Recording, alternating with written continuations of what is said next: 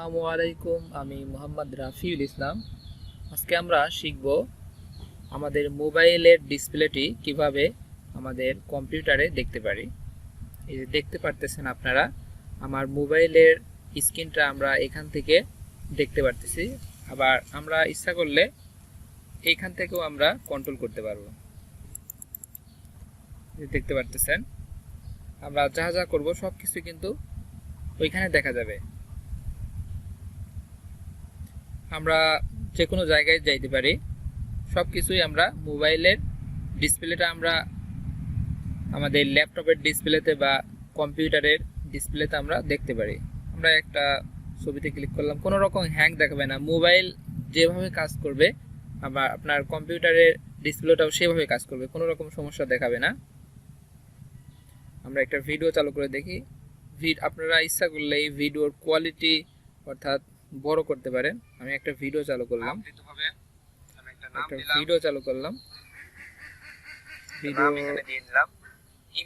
ভিডিওটা বড় করে দেই। আমরা একটা ভিডিও চালু করলাম। ভিডিও চালু করার এই ভিডিওটা আপনারা বড়, ডিসপ্লেটা বড় করে দেখতে পাবেন, কোনো সমস্যা নেই। দেখতে পাচ্ছেন, কোনো রকম সমস্যা হবে না।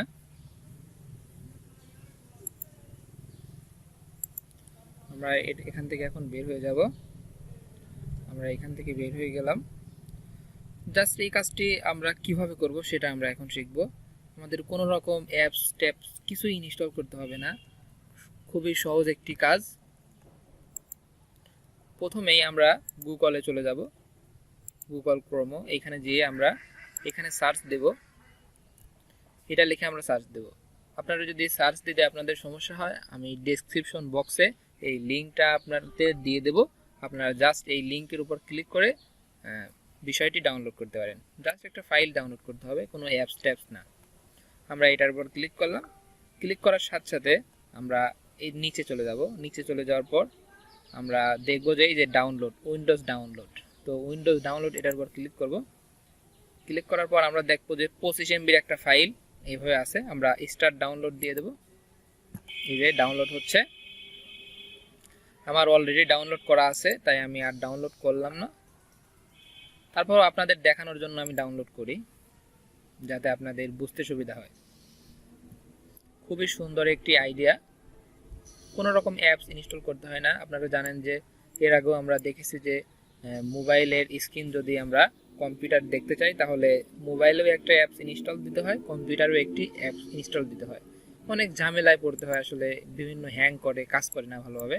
কিন্তু এই অ্যাপসটির সাহায্যে আপনারা খুব সহজেই কাজ করতে পারবেন, কোনো রকম হ্যাং করবে না।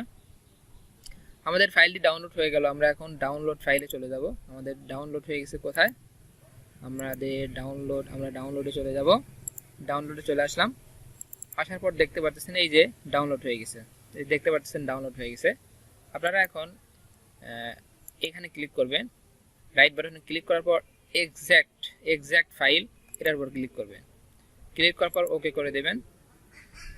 ওকে করে দেওয়ার পর আমার অলরেডি এটা করা আছে, এই যে দেখতে পাচ্ছেন এরকম একটা ফাইল চলে আসবে। যখনই এক্সাক্ট ফাইল এই জায়গায় ক্লিক করবেন, এই যে অর্থাৎ এইখানে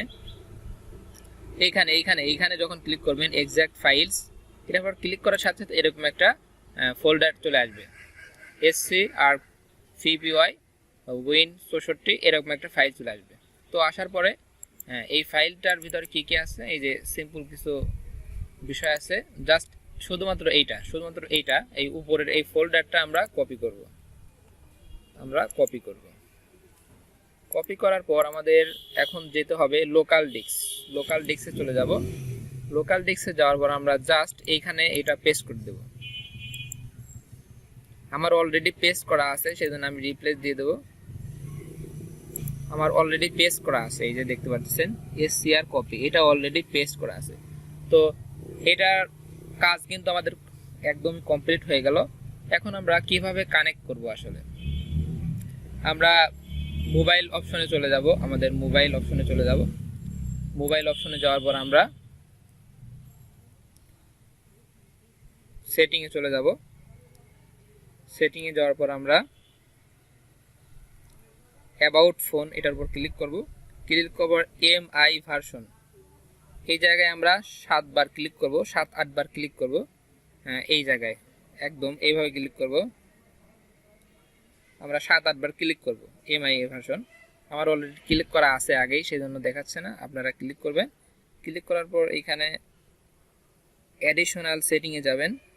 যাওয়ার পর দেখবেন আপনাদের অ্যাডিশনাল সেটিং না থাকতে পারে, জাস্ট আপনারা এটা বের করে নেবেন, ডেভেলপার অপশনটা বের করে নেবেন। ডেভেলপার অপশনটা আসার পর ডেভেলপার অপশনে আমরা ক্লিক করব। ক্লিক করার পর আপনাদের এই যে এই কাজটি করতে হবে, ইউএসবি ডিবাগিং, এই যে দেখতে পাচ্ছেন ইউএসবি ডিবাগিং, এটা আপনাদের অফ করা থাকবে, এটা আপনারা ওপেন করে নেবেন। এটা ওপেন করে নেওয়ার পর আমাদের কাজ কিন্তু একদমই শেষ হয়ে গেল। জাস্ট আমরা এখান থেকে বের হয়ে যাব। বের হয়ে যাওয়ার পর আমরা কিভাবে এই মোবাইল স্ক্রিনটা এখানে দেখতে পারবো, তো এটা দেখার জন্য আমাদের যেতে হবে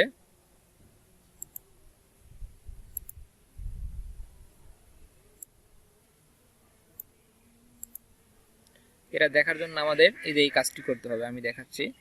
আমরা এই যে এসসিআর কপি এখানে পেস্ট করে দিয়েছি, ওইখান থেকে কপি করে এখানে আসার পর আমরা এই যে এসসিআর কপি এটার উপর ক্লিক করার পর আমরা রাইট সাইডে ক্লিক করব। ক্লিক করার পর রান অ্যাজ অ্যাডমিনিস্ট্রেটর এটার উপর ক্লিক করব। ক্লিক করার পর ইয়েস এর উপর ক্লিক করব। এর উপর ক্লিক করার পর আমরা দেখতে পারতেছেন আমাদের কিন্তু স্ক্রিন চলে আসছে, এটা আমরা এইখানে ক্লিক করে নিচে দিয়ে দেব। এই যে দেখতে পারতেছেন আমাদের মোবাইলের স্ক্রিনটা কিন্তু আমাদের কম্পিউটারের ডিসপ্লেতে চলে আসছে। এখন আমরা এখান থেকে যা ইচ্ছা তাই করতে পারি, সব কিছুই আমরা এখানে দেখতে পারবো। আপনার ইচ্ছা মতো আপনি কাজ করতে পারেন। আশা করি ভিডিওটি আপনারা দেখতে পাচ্ছেন। ভিডিওটি দেখে যদি আপনার কোনো উপকার হয় তাহলে আমার এই ইউটিউব চ্যানেলটি অবশ্যই সাবস্ক্রাইব করবেন এবং শেয়ার করবেন, কমেন্ট করতে একদমই ভুলবেন না। ভিডিওটি দেখার জন্য আপনাকে অসংখ্য ধন্যবাদ।